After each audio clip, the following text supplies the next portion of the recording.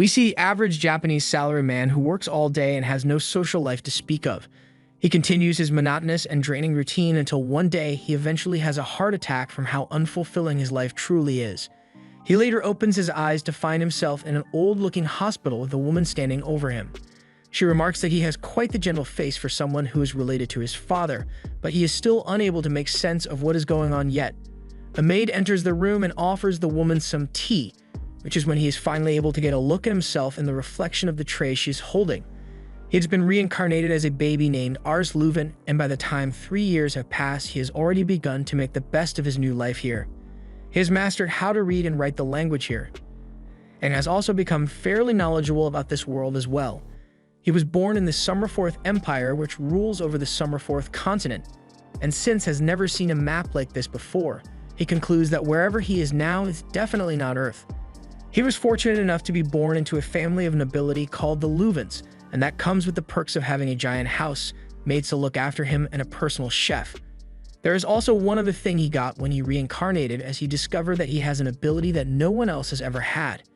He goes into the training room for the guards and asks if he can watch them while they practice.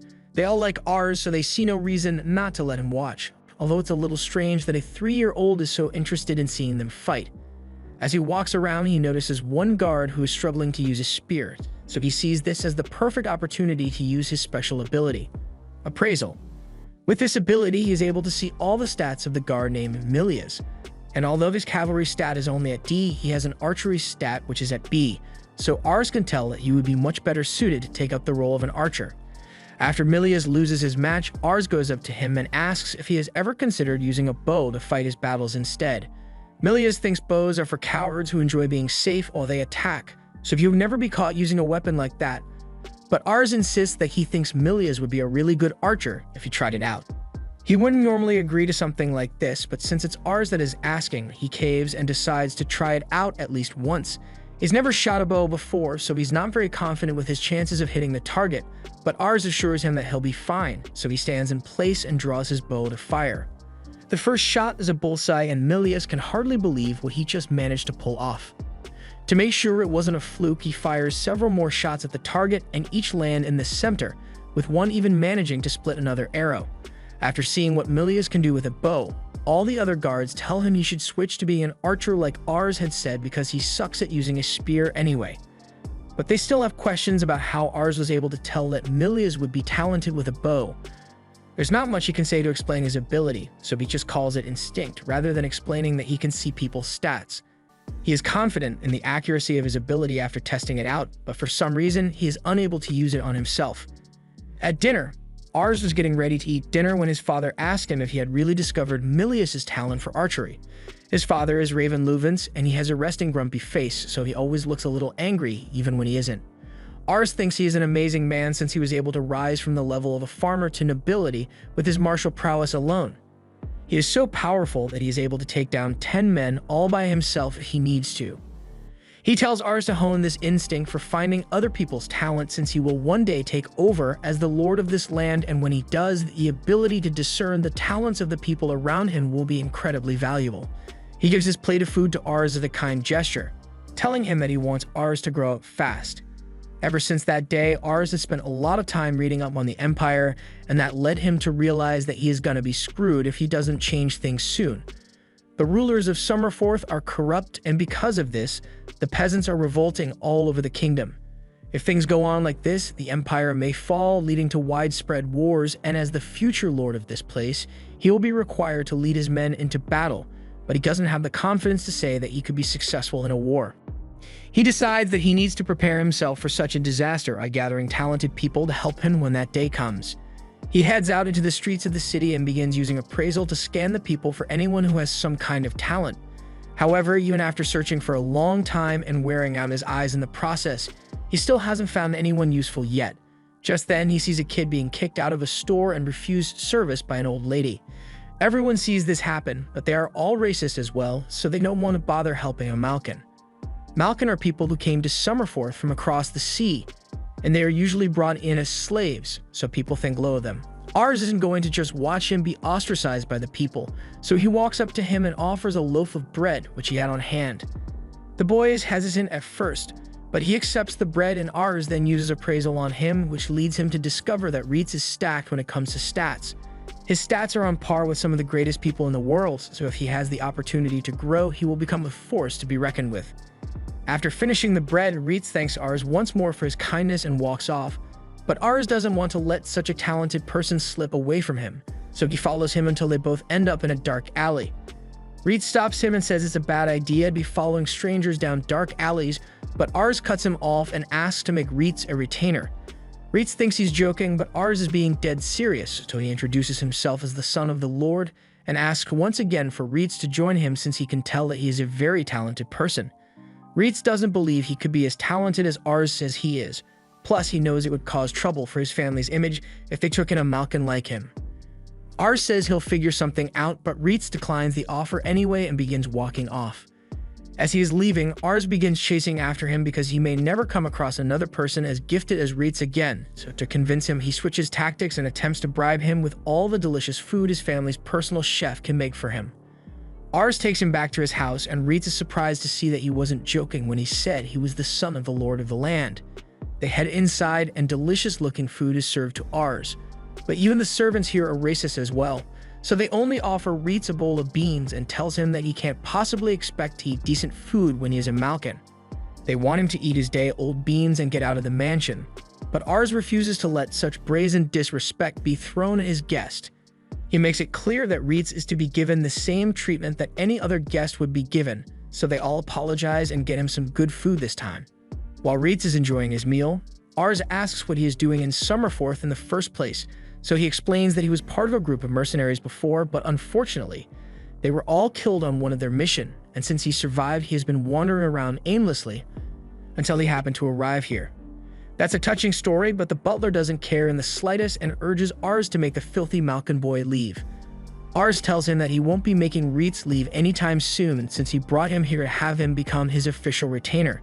The butler thinks that is a preposterous proposal, and there is no way his father would ever give his permission for something like that. And he was right, since once Ars told his father of his plans, he flat out denied the idea on the ground that people like Reitz are simply inferior to the people of Summerforth, so he must be useless. Even his father is racist, so Ars is going to have to pull some strings to get him to accept Reitz as a retainer. He tells him that he can sense great talent in Reitz, the same as he had done with Milia's. However, while Raven trusts his son's ability to identify the talents of people, it is well known among the people of Summerforth that Malkins can never achieve anything good, so there is no way Reitz could have such incredible talent as he says. Ars remains insistent that having Reitz on their side will be indispensable to the future of their domain, so he suggests that Raven gives Reitz a test to confirm the talent he possesses. Raven agrees to test him, and if he passes, he can start out as a soldier. But the test he proposes is a duel which Reitz must win if he wants to be approved. Ars is worried since even though Reitz is indeed gifted, his father still has a higher prowess score than him, so he won't be able to win a fair fight. Fortunately, Raven is still a decent man, so he's not going to have a serious fight against a 14-year-old. He'll give Reitz a handicap to make things a little more fair to him, and under these conditions, Ars thinks Reitz has a good chance of coming out victorious. Reitz has no objections to this, so Raven says they should proceed with the duel immediately. While they are walking off so Reitz can fight Ars' father, Reitz stops for a moment and asks why Ars is working so just to take someone like him as a retainer. The offer makes him happy, but it honestly seems too good to be true considering he is persecuted wherever he goes because he is a Malkin. Ars assures him that he is only going through all this effort because Reitz is important to him. He will one day become the Lord of the Land, and when that day comes, he wants to have Reitz by his side, so Reitz promises to do his best to win. They arrive at the practice grounds and everyone is confused about what's going on here. Raven asks for practice swords and an hourglass to be brought to them, and once the equipment is ready, he explains that all Reitz needs to do is land a single blow on him within the time limit to be declared the victor of the match. Ars thinks this might work out in his favor if those are the requirements, since even if Raven is the best swordsman in the land, Reitz's skill should be enough for him to at least land one blow on him.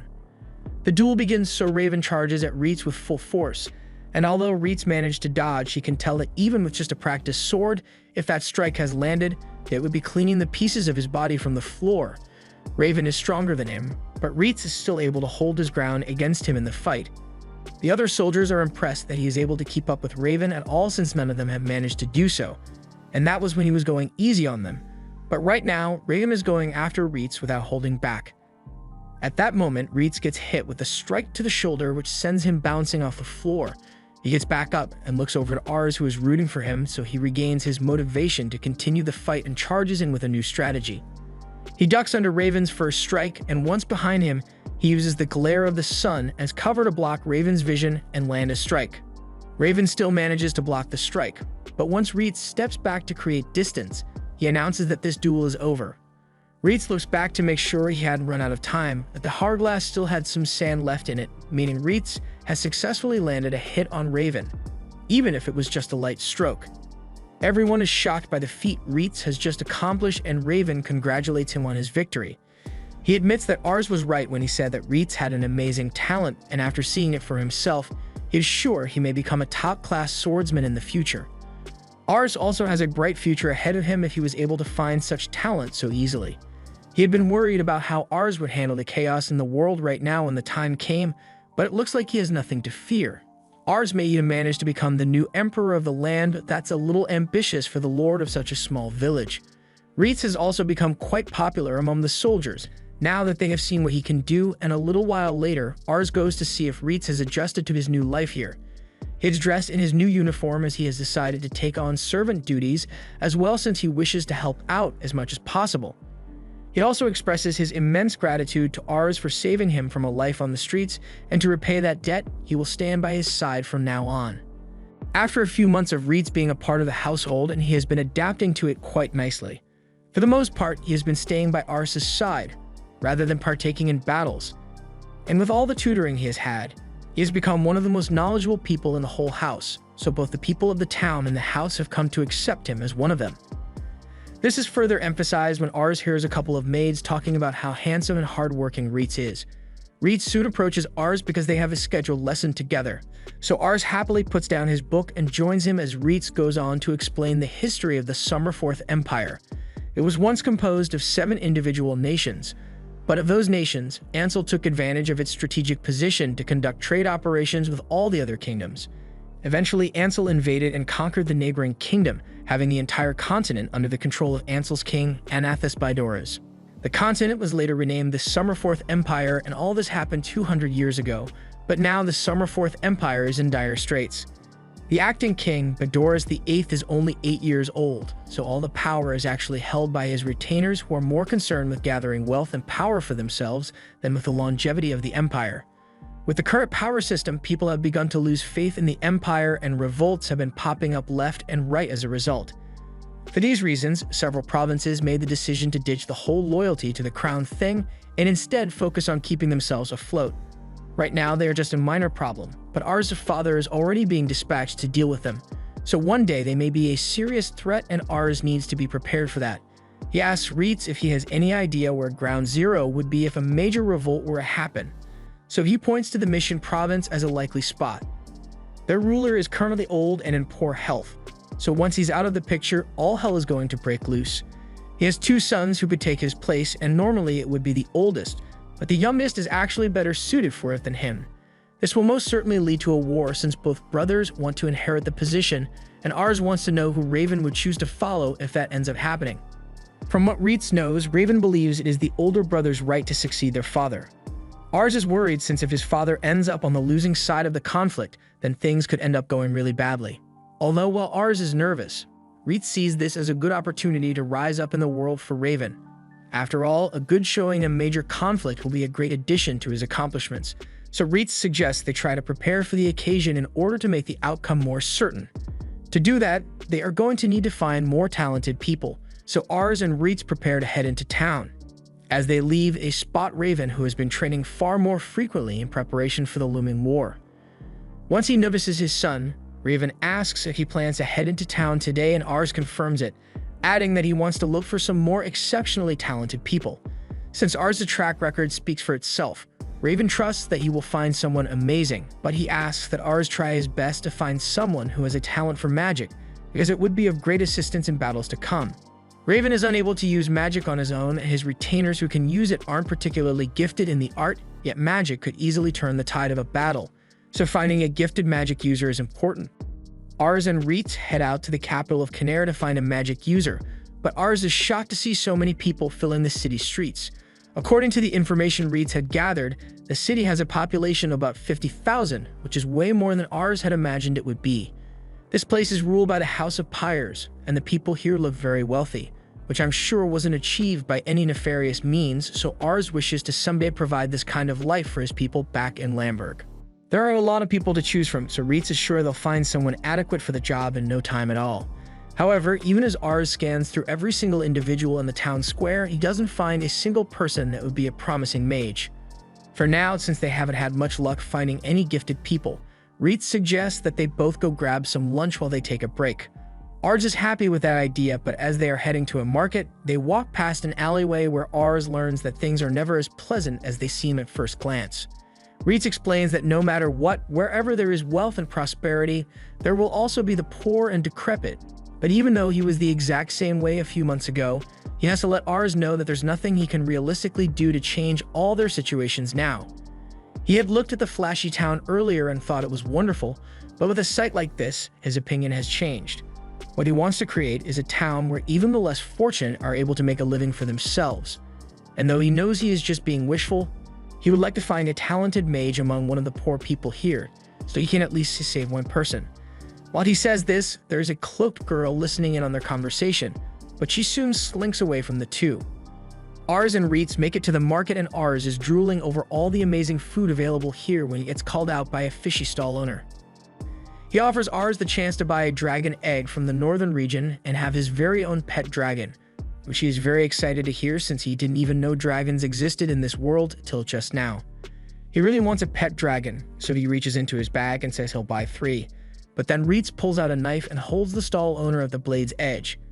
He is insanely angry that someone would dare try to scam Ars in front of him, and although the scammer tries to deny any wrongdoing, Reitz knows better.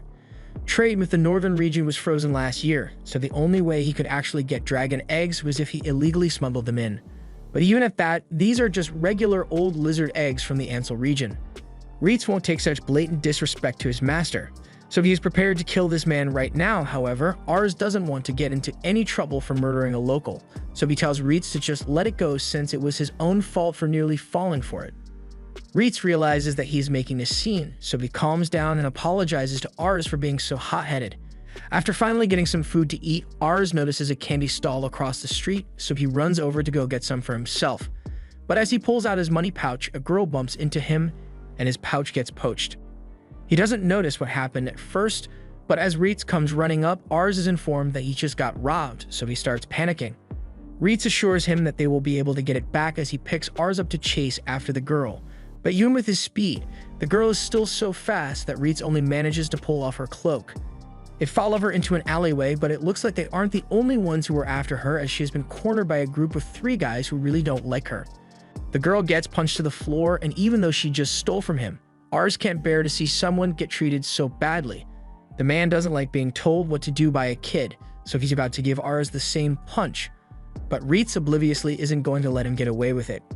He warns the man to not continue with his attack, but the man doesn't surrender, so he gets a 1 piece to the gut before being thrown like a bag of dirt.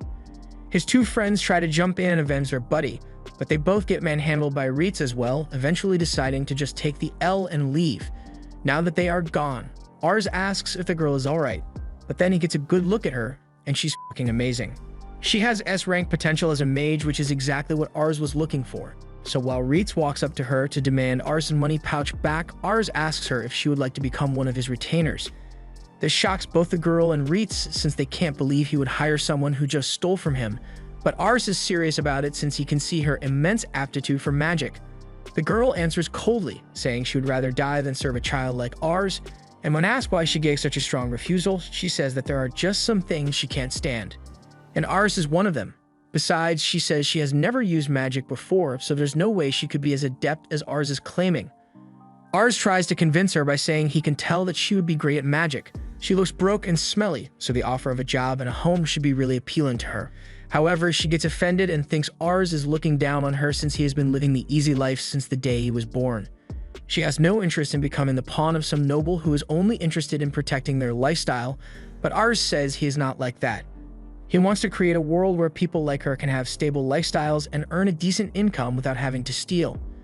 His ideals are great and all, but promises are cheap, and the people here don't have the luxury of waiting for this someday to come because they are worried about what they'll eat today. So her answer is still no. Reitz can't make her change her mind, but he hasn't forgotten about the money pouch she stole, so he demands that she return it once more, which she does without putting up a fight. Ars still hasn't given up, so he tries to keep the conversation going by asking who those guys that were after her are. She explains that a while ago she got caught stealing from a noble, so she ended up getting sold to a slave trader as punishment. She managed to escape, but the slave trader sent those guys after her because she would be sold for a high price on the market. If that's the case, then Ars asks why she is still in this town, all since it would be much smarter to ditch this place and get as far away as possible so the slave trader doesn't catch her. She responds that she can't just leave this place because she's got people here whom she cares for. At that same moment, a bunch of kids come running to her. They have been worried sick for the past 2 days since they didn't know what happened to her. These kids are all orphans with no one to turn to, so the girl took it upon herself to take care of them, and that means she can't leave them behind. Ars understands the situation now, so he won't try to recruit the girl anymore, but he still wants to help their situation, so he offers her his money to keep them going for a while. She still thinks he is just trying to act like a good person. But since he did offer, she's not going to turn down free money. She takes the money and leaves with the kids, but Ars is left with a lot to think about after what he has seen. Later on, Ars sits outside his hotel room late into the night and thinks about the whole thing until Reitz comes to tell him to get inside before he catches a cold. He sees that Ars is still upset about his encounter with the girl, but he can understand how she felt at the time. Most nobles aren't exactly great people, so it is never a good idea to blindly trust what one says at first, but he assures Ars that he isn't one of the bad nobles since he actually wants to help people. Still, Ars gets the feeling the girl may have been right about him taking his privileged lifestyle for granted with him, making such a grandiose claim of bringing a better quality of life to the poor people. He honestly hadn't thought it through much, so he needs to do some reflecting on himself. Just then, Ars' self-reflection is interrupted as he sees those kids from before running down the street, and they are in a panic because Charlotte, the girl from before, has been caught by the slave traders. Charlotte has just been dragged back to the slave trader's office by his lackeys, and the goons who were forced to chase after her take their frustrations out by giving her an extra beating for making them work so hard. Even while she's getting kicked over and over, Charlotte doesn't cry or fight back because she has more or less accepted her fate. The slave trader tells the goons to lay off beating her because he's got a buyer willing to pay big bucks for her, and the dude's a real pervert, so he wants Charlotte's face in good condition. Since the boss ordered it, they agree to leave her alone, but then they notice the sack of money she has with her and pick it up as a bonus for themselves. However, while she doesn't care about herself, that money is where she draws the line. She gets up and tries to run away after grabbing the bag, but she is immediately slammed back to the ground. The slave trader tries to convince her to give up on running away since even if she did manage to escape, she would just end up going back to the life of misery on the streets, so she should just accept that she has lost and become some random guy's slave. Just when all hope seemed lost, a loud crash is heard as Reitz bursts through the front door with his gloves ready to pound some faces in. The goons recognize him as the same guy from earlier, but they seem to have forgotten how badly they were beaten. So Reitz gives them a quick reminder by knocking them out again. The slave trader tells the last guy not to attack because he can't win, so instead, he starts questioning why Ars would suddenly bust down the doors to another man's house for no reason. Ars gets up and addresses Albert, the slave trader, telling him that he wants Charlotte to be released at once. By this point, Albert has realized that Ars is probably a noble, so he calms down a bit since nobles are the primary buyers for his slaves, but Ars is a little different from the normal selfish noble. Charlotte tries to stop Ars and tells him to stay out of this since he has no reason to put himself in danger for her sake, but he doesn't need a reason to do the right thing. Since he met her, he had been wondering why she always had that blank look on her face, and now he knows why. It's because her ambition stat is stuck at a 1.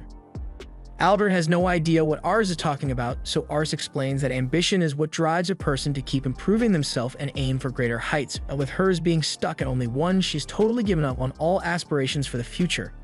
Albert laughs, saying it's obvious she would give up on her future since she's only a slave now, but Ars doesn't see what's so funny about it and gets angry over it. As Charlotte watches Ars get angry for her sake, she is sent into a flashback of the moment when she first lost hope for her life. It was the moment she realized that no matter how hard she tried, she would never amount to anything even close to what she saw other people have, so from then on, she decided to focus on surviving first and nothing else so she doesn't have to face the injustice of the world. Albert has had enough of entertaining Ars's self-righteous speech, so even if he is the son of a noble, he's a noble, he is going to have to make him disappear. Charlotte sees what's about to go down, so she pleads with Ars to get out of here before something bad happens to him because of her, but Ars assures her that he isn't the one in danger here. He calls over to Ritz and tells him it is okay to lose his temper for now and murder is on the table, so as one of the goons approaches him, he palms the guy's neck and has the guy's feet dangling in the air before he slams him into the ground. Even after what they just witnessed, the rest of the goons still think they can handle him in a fight, so they try to surround Ritz to take him down, but none of them are able to last more than 5 seconds. By the time he is done with pummeling, there are 3 dead and several injured scattered across the room, so Albert is left with no other choice but to call in his big guns. He yells for someone to get down here, and this huge guy starts coming down the stairs while complaining that they are interrupting his booze time. Charlotte is getting nervous because the guy is absolutely huge, and Albert's confidence is restored because his secret weapon is here to save him. This guy was an infantry captain in the army, although they kicked him out for bad behavior. Now all he cares about is his booze, which Albert is happy to supply as long as he does his job and kills the intruders. Just to be safe, Ars uses his ability to check if this guy is actually a threat, and after analyzing him, he assures Charlotte that there is nothing to worry about since Ritz can definitely handle this guy. The big guy is still confident in his capabilities since he is only up against a little kid, but Ritz is no ordinary kid, as the guy will soon find out. He takes his swing, but he connects with nothing but air as Ritz leaped into the air to dodge. And while hanging from the chandelier, he jumps down while stomping down on the big guy's neck. After the guy gets back up, Ritz gives him a nasty uppercut to take him out of the picture entirely, and Charlotte is left wondering who Ars and Ritz really are.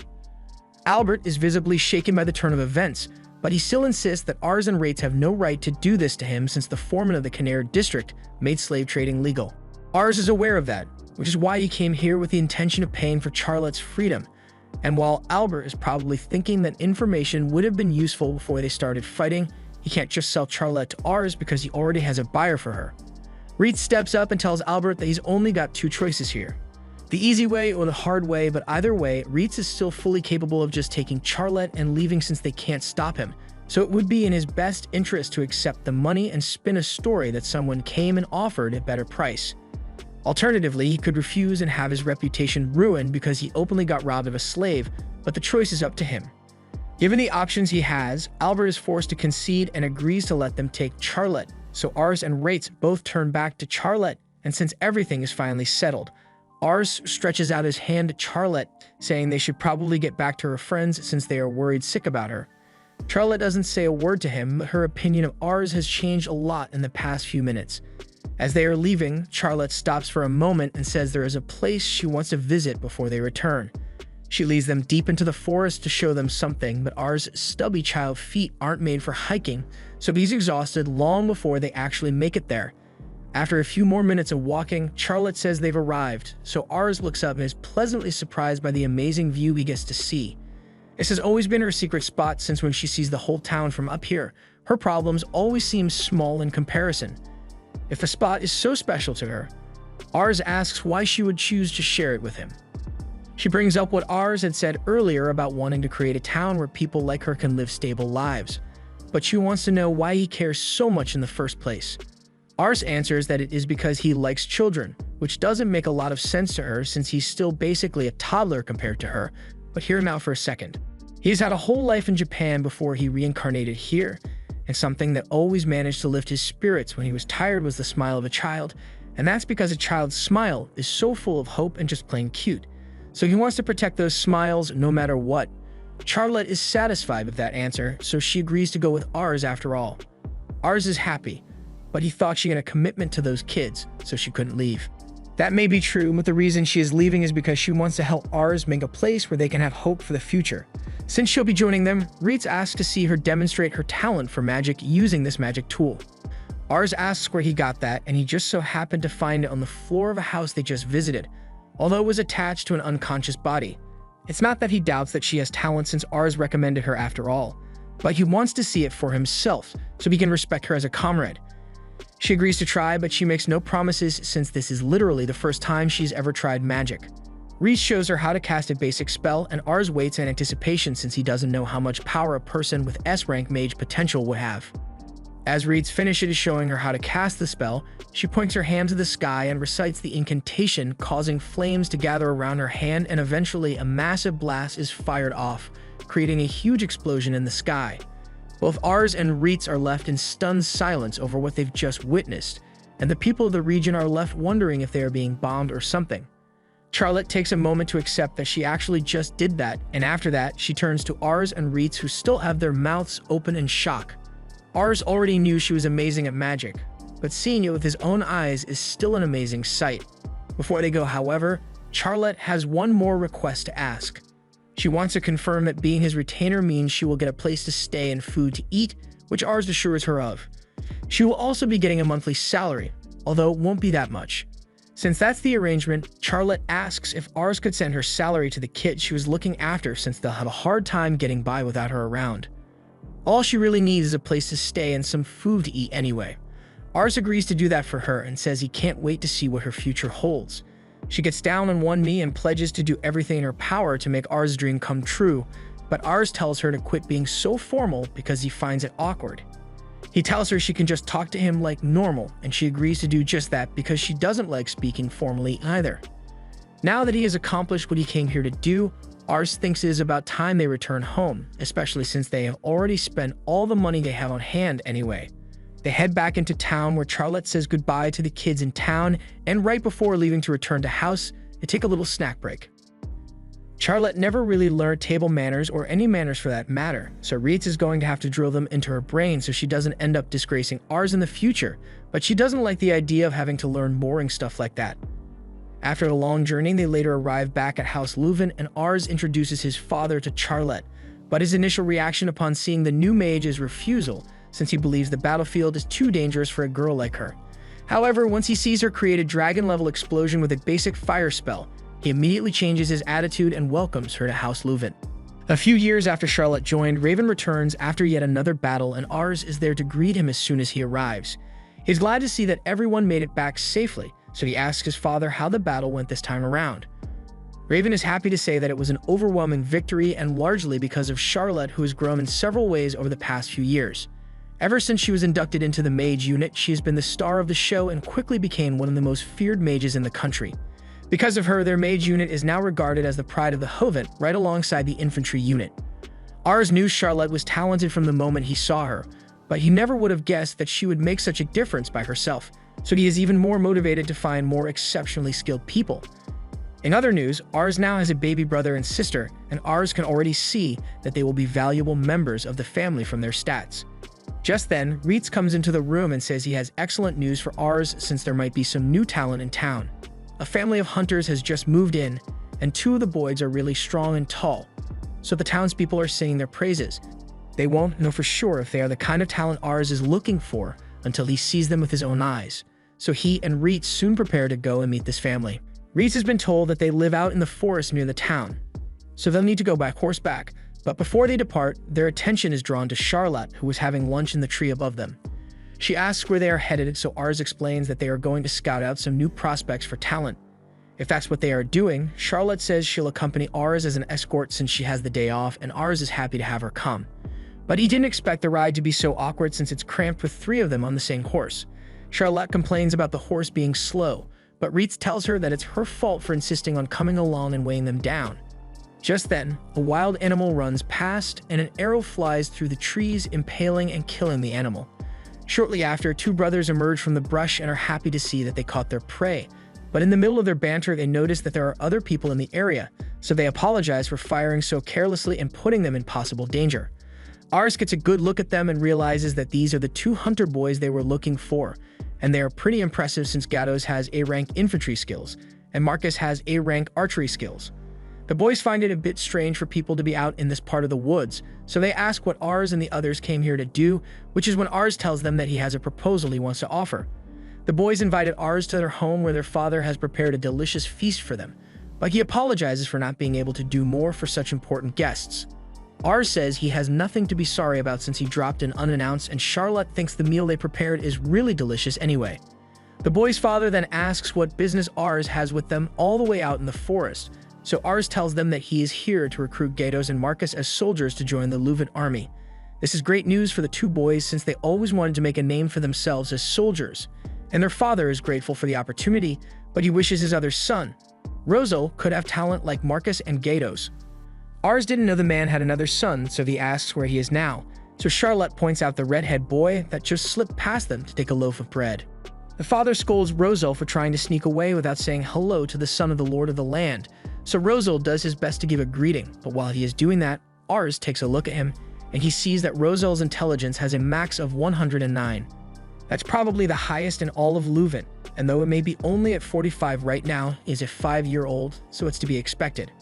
With proper training, Ars believes Rosal would be an excellent retainer, so he asks him to become one. Ars believes his offer is a great deal, but Rosal wants nothing to do with wars, so he sees Ars and the others as cruel tyrants who are trying to force him to die on the battlefield. So he says a firm hell no and shuts himself back in his room. Ars can't believe he got rejected, so the father explains that Rosal is pretty timid and frail compared to his brothers. His mother died 2 years ago, so he has been withdrawn ever since then. Normally at his age as the son of a hunter, he should be out chopping firewood or learning how to hunt, but as he is now, he would barely be able to survive on his own, much less go to war. Ars explains that he doesn't want Rosal to become a soldier because that's not what he is suited for. The talent he possesses is one that would make him an excellent strategist, and now that he thinks about it, the father had noticed that Rosal has always been rather clever. Ars wants to ask him one more time to become a retainer, so he enters Rosal's room, but he only ends up scaring him even more than before. Ars apologizes for startling him, but then he notices that Rosal was reading a book, so he asks if he enjoys reading. Rosal confirms his love for reading, although this is the only book they have and his mother used to read it to him before she passed away.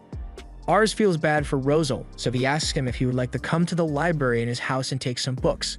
Rosal is excited to hear this at first, but he doesn't trust Ars' intentions and thinks he is going to try and force him into the army as payment for the books he uses, but Ars denies such underhanded motives and says he just wants to help Rosal explore his love for reading. If that's really all he wants, then Rosal agrees to go, but only if his brothers can come along for his safety. Once they get to Ars' house, Rosal immediately begins screaming his lungs out when a dog starts licking him, so his brothers tell him to calm down since it's not going to hurt him. They are amazed by how large Ars' house is, so Ars offers to have Charlotte show him around the place since she is the head of the mage unit, but she really doesn't want to. That is until they both express how awesome they think she is, so she takes a liking to them immediately. While Charlotte is showing them around, Ars takes Rosal to the library and Rosal is amazed beyond measure because he has never seen so many books in one place before. He is free to read as much as he likes here, but Ars says he has to get going since he has his daily lessons to complete, so Reitz will be here for him in case he needs anything. A few hours later, Ars had fallen asleep at his desk, and once he wakes up, he frantically ran downstairs to speak with Rosal before he leaves. He makes his way to the library and asks Reitz if Rosal is still here, but Rosal is passed out on the floor since he exhausted himself trying to read as much as possible. Reitz is impressed with what Rosal is capable of since he read and understand concepts he had never heard of almost immediately. So Ars takes a look at Rosal's stats and he can see that his intelligence is already shooting up.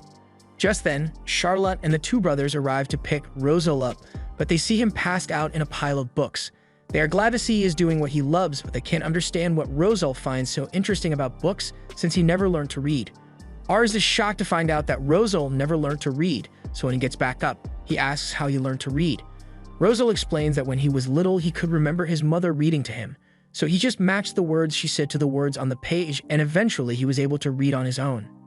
His brothers have a hard time believing that since he was only 3 years old when their mother used to read to him, but Rosal just says he is able to remember everything since the day he was born, so everyone is even more shocked. After hearing just how amazing Rosal is, Ars is willing to do anything to win Rosal over. Later, Ars is thinking of a way to show Rosal and his family that there are ways to hunt without needing to be physically gifted, as that may give Rosal the confidence to become his retainer.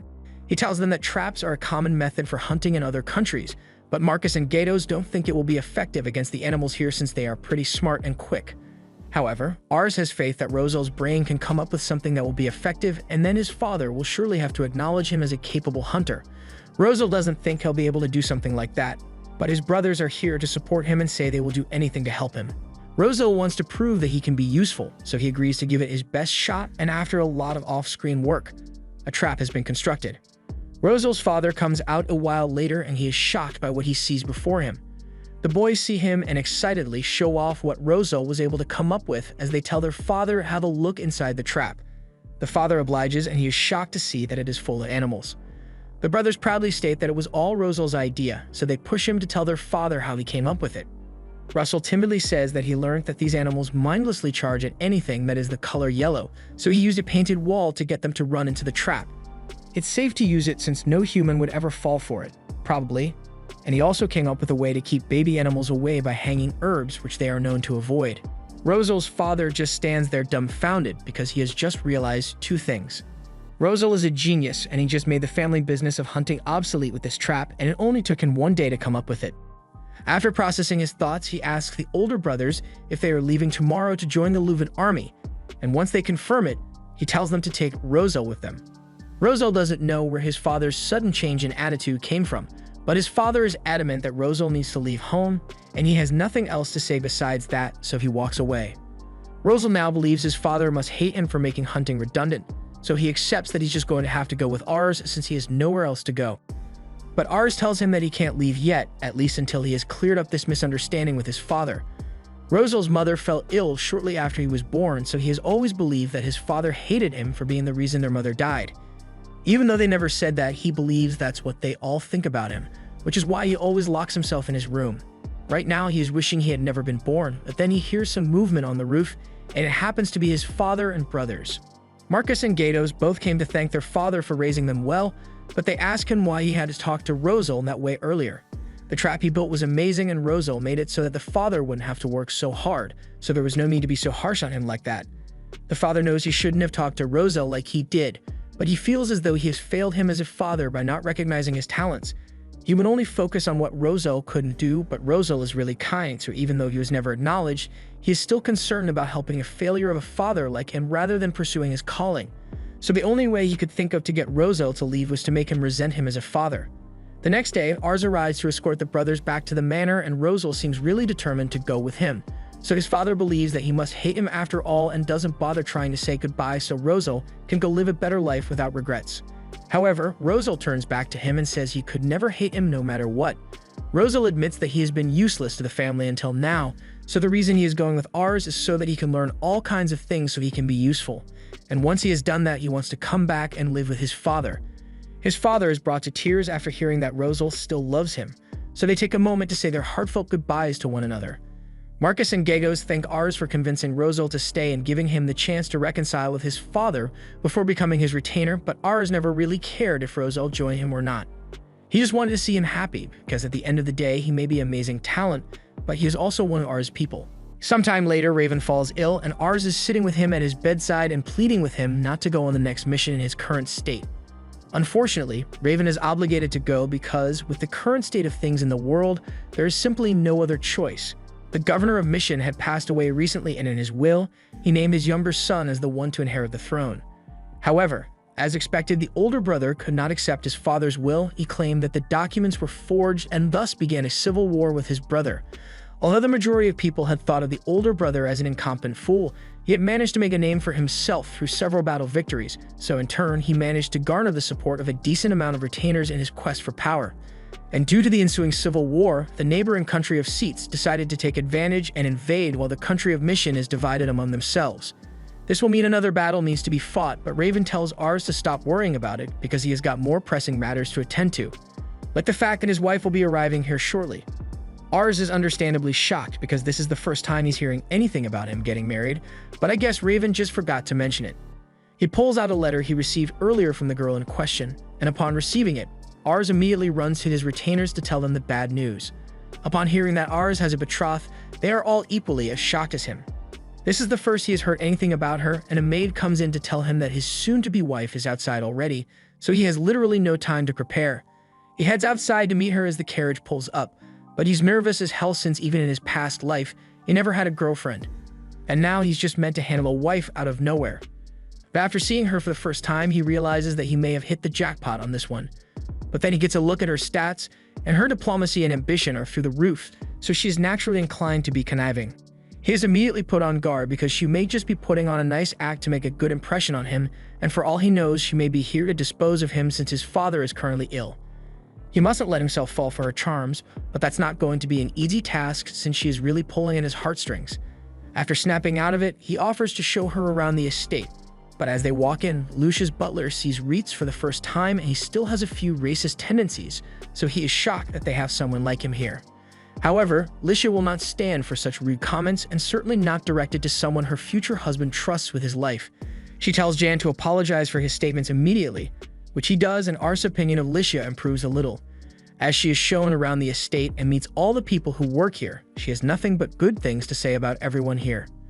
And while she and Ars are sharing a meal together, she talks about how delicious the meat in the food is, which gets Ars to start explaining the whole story behind how they came up with a new trap system. But in his excitement, he failed to notice that he had a little sauce on his cheek, so he gets embarrassed when she points it out.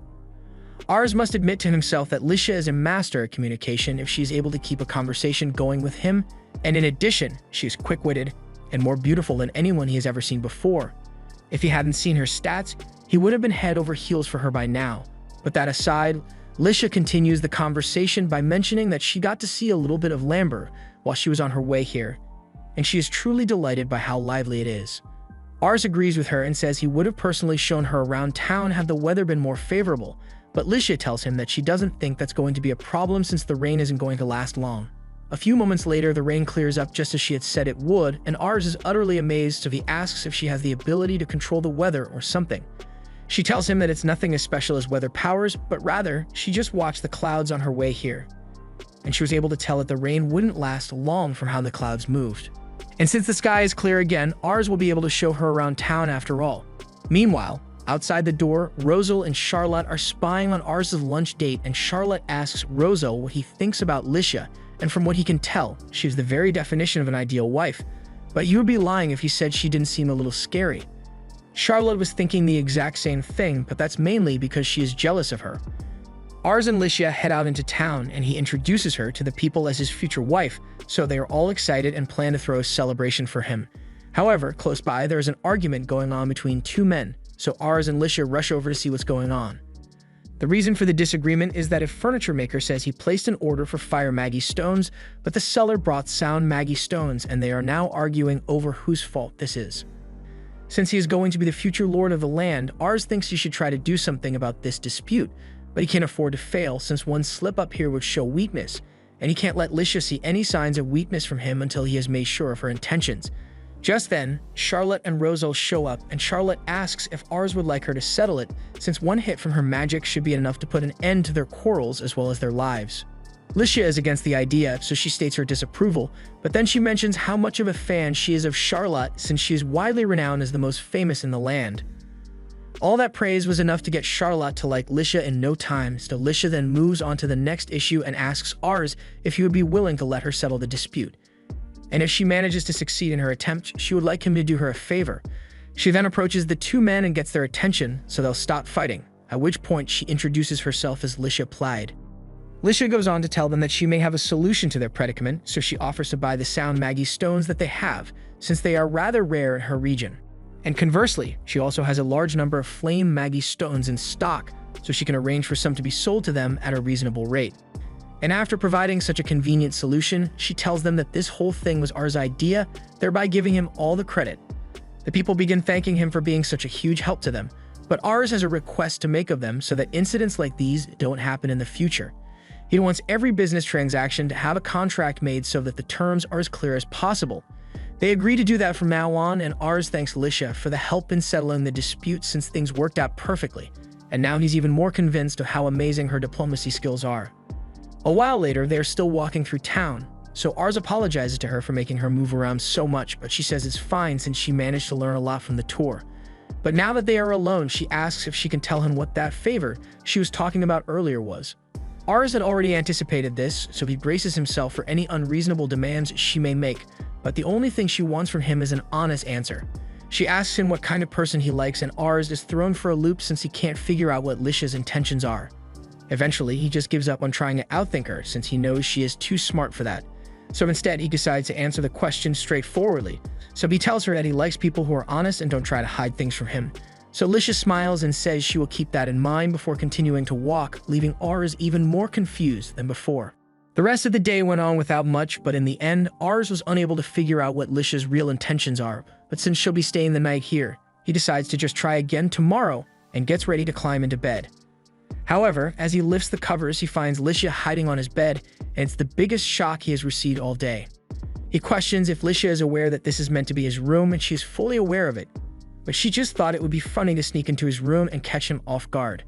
Jokes aside, she does have a reason for coming here, as she brings up what Ars had said earlier about liking girls who don't hide things from him. So she is here to have an honest conversation with him. Ars pours Lisha a cup of tea before asking her what exactly it is that she wants to talk about with him. Lisha doesn't hesitate and immediately asks Ars to tell her what he thinks about her, a statement which makes Ars spit up his own tea. He asks what she means by that, so Lisha explains that she has a special talent to be able to tell what someone feels just by looking at them, and when she first met Ars, the emotion he displayed was that of suspicion. Of course, being suspicious of someone you just met is normal, which is why Lisha prides herself on being able to gain people's trust after just a few conversations. However, everything she tried to gain Ars' favor only managed to make him even more suspicious of her. So she wants to know what it is that he finds suspicious about her. Ars can understand why she would be uneasy about his suspicion of her, since she obviously would never have guessed that someone would be able to see her stats, and he could probably dodge the question if he wanted to, but Ars chooses to be honest with her instead. He tells her that he has the ability to see people's attributes and aptitudes, so when he first saw her, he could tell that she has incredibly high diplomacy stats, as well as a higher level of ambition than most people. This led him to believe that everything she would do would be a calculated step, so he kept his guard up in case she had any ulterior motives. He's not sure if Lisha will believe him, but she says she believes him since what he said actually perfectly explains his behavior. And it is true that she has great ambitions, so Ars asks what those ambitions may be, which gets Lisha a little flustered, but she ultimately admits that her dream is to find an amazing man to fall in love with her. But that's so anticlimactic that Ars is left speechless, and the awkward silence is unbearable for Lisha. Ars is slowly falling victim to her charms now that he knows she's not a threat, but if he really thinks about it, with the current era, her best shot at a successful life hinges on getting married to the most powerful and capable man, but by comparison to others, House Leuven isn't especially large or powerful, so getting betrothed to someone like Ars must be less than ideal for her. Lisha can tell exactly what Ars is thinking, and while it may be true that House Leuven's territory is quite small, she is more interested in Ars as a person, which is why her initial plan was to see if Ars was an idiot or not. However, after getting to spend the day with him, she is convinced that Ars is the man she wishes to marry. The territory may still be small, but that's just for now, since she is sure that in the future, Ars will be able to do amazing things and become a great man. Lisha decides to call it a night, so she gets up to return to her room, and after she leaves, Ars begins kicking himself over fumbling his first ever confession like that, but he is happy that Lisha shared her honest feelings with him. Meanwhile, outside his door, Lisha is regretting the decision to share her feelings because she is utterly embarrassed about the whole thing. However, she is at least glad that she was able to honestly speak with Ars, and she doesn't get to do things like that often. The next day, as Lisha is on the carriage ride to return home, she thinks about how much she has always hated the world of nobility. People constantly lie and never say what they really think, and she was always able to tell when people were being dishonest, so it made her sick to her stomach. But then one day, she heard some noble ladies gossiping about how the girl they used to bully married her way into a position of power above even them. And that was when Lisha realized that the only way to escape the constant lies was to become so powerful that people can't afford to betray you. To do that, she learned to lie her way into the good graces of people, since she had already seen how it's done. Initially, she had no intention of going through with the marriage due to the minor scale of the Leuven territory, but she still wanted to maintain favorable relations, which is why she was laying the charm on him. However, that just made Ars suspicious of her. One thing she managed to learn about him while they were out together, though, is that Ars is truly kind, as emphasized by how well-liked he is among the people. She wants to be a part of the world Ars will build, which is why she chose to stay by his side. She is also sure that his kindness will cause him some trouble with people who want to take advantage of it, so she'll make sure she's there to end them if anyone tries to hurt her darling Ars. After Lisha left, she and Ars began exchanging letters, although Ars is still a bit nervous writing to her. Recently, things have been quite peaceful, with the mission's civil war having died down a bit, and Raven seems to be recovering from his illness as well, so Ars wishes these peaceful times could last forever. Well, it looks like he jinxed it because Raven's condition has just gotten worse and he's going to die sooner or later. But Ars is yet to repay his father for everything he has done for him, so he prays for Raven to hang in there a little longer. Meanwhile, in Castle Encatraz, the governor was sitting in his dark throne room alone, with no guards anywhere nearby, and suddenly the door is opened by a man holding a knife in his hand. The governor immediately tries to get up and run, but unfortunately, his kingly robe gives him -10 mobility, so he falls over and the assassin takes the opportunity to run up to him and stabs his back.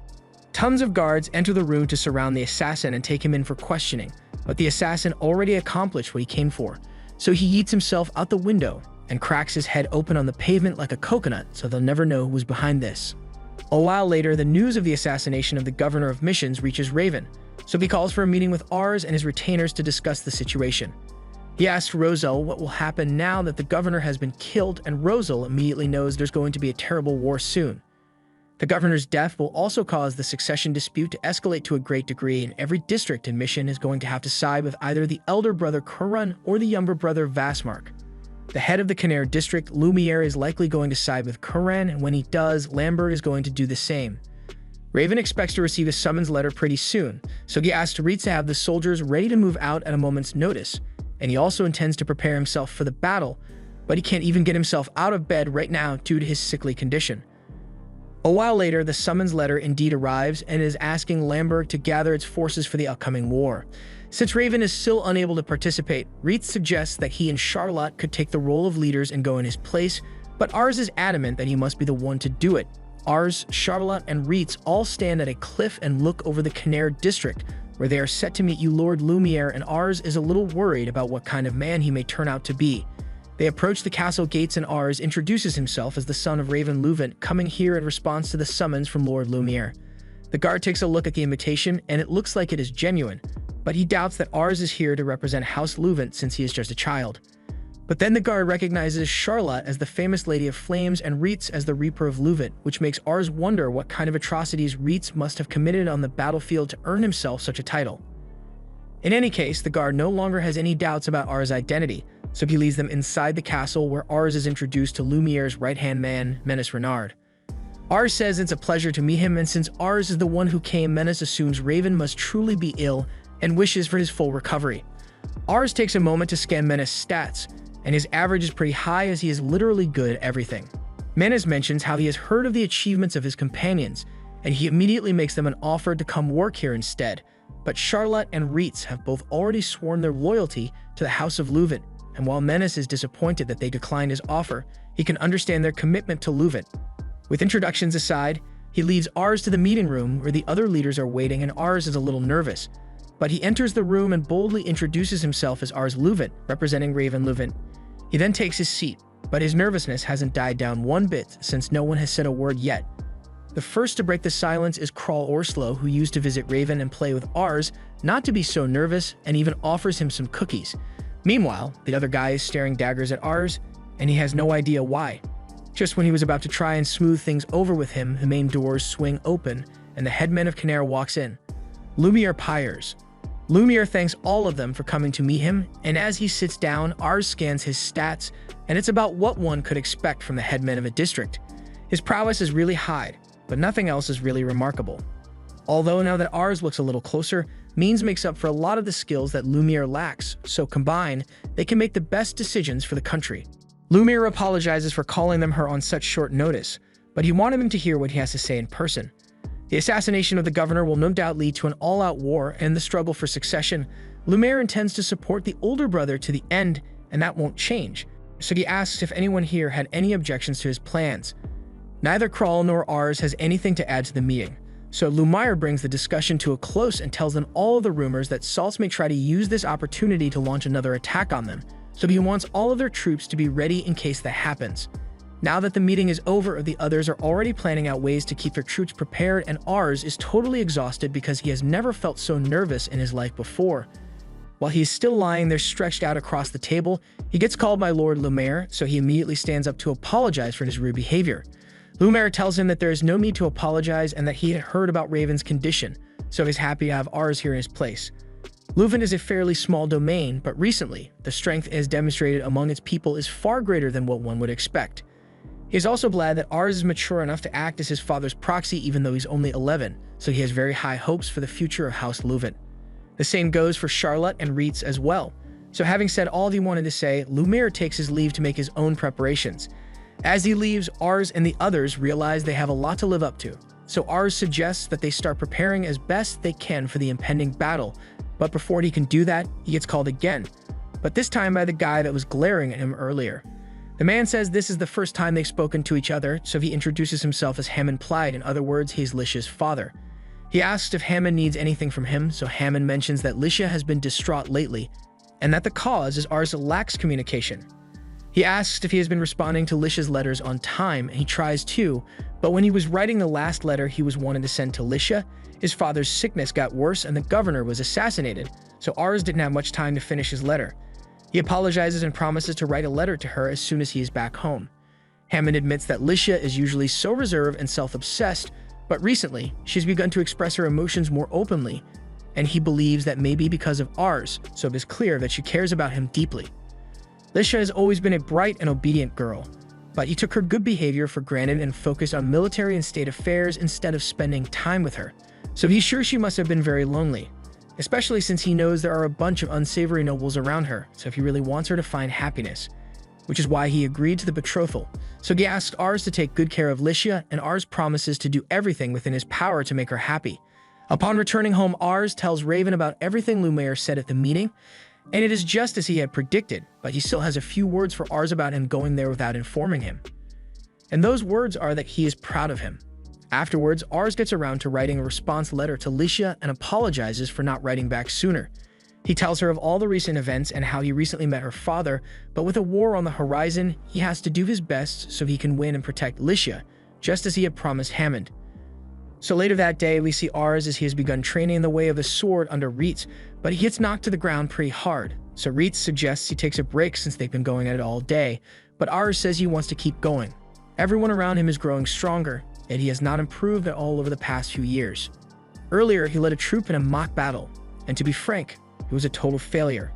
He had read about war before, but he has no actual experience with it, and when he had real soldiers charging at him, he always flinched. He knows he will have Reitz and Charlotte there to support him, but if can't stand strong on his own while on the battlefield, he will just be a hindrance to everyone else. But in the middle of Ars's self-loathing, Rosal comes running up to him and says that Seitz has dispatched forces to Khmer, so Lumiere has requested that they head to the battlefield at once to intercept them. Khmer is Krall's territory, and while they have leeway in how they respond to Seitz's invasion, it will become Lamberg's problem soon enough if they don't deal with it now, as they will be Seitz's next target if they succeed in invading Khmer. Raven is still in no condition to fight right now, so that means that the Ars will head to go to the battlefield instead, and he is terrified of the idea. He tries to keep his composure and orders for the troops to be dispatched under his command, and as he leaves, Reitz tries to reassure him that everything will be okay because Ars has both Charlotte and Reitz on his side. A few minutes later, Ars addresses the troops and tells them all that he's going to be leading them into battle to protect the Khmer district. But in the middle of his speech, Raven interrupts and tells Ars that he cannot allow him to go to the battlefield just yet. He is still far too inexperienced, so Raven says he will lead the troops instead. Ars points out that Raven is still too sick to go to war, but even so, Raven would regret letting Ars die on the battlefield far more than letting himself die for the sake of the Khmer district. Ars tries to explain that with Reitz and Charlotte by his side, then he is sure to be able to return victorious. But victory isn't the issue here. Raven says Ars doesn't have the face of a warrior, and to prove it, he orders one of the soldiers to go bring the man they have locked up in the dungeon. And upon bringing him out, Ars asks who this guy is, so Raven explains that his name is Baramord, and he has committed every crime under the sun, with no remorse whatsoever. He was meant to be executed a while ago, but Raven's illness had delayed things. He now wants to perform the execution right here, and he tells Ars to watch as it is done. If he is able to watch this man be killed while not losing his composure, then Raven will acknowledge him as a man and let him lead the troops into battle. Even as he is about to be killed, Baramord continues talking about how much he enjoyed killing little kids like Ars the most. But even with him being a total scumbag, once the axe is brought down on his neck and his head is chopped off, Ars' eyes lose color because he can't cope with what he just witnessed. The sight of the severed head and blood sends Ars to his knees, but Raven tells him it is nothing to be ashamed of. This is how everyone is the first time they witness death, but right now, if one death phases Ars, and there's no way he'll be able to handle a battlefield where death constantly happens. Raven orders the troops to move out, along with Reitz, Charlotte, and Rosal, leaving Ars to think about how naive he had been to think he was ready for war. This was the end of episode 6. Thanks for watching. Subscribe to not miss the next part.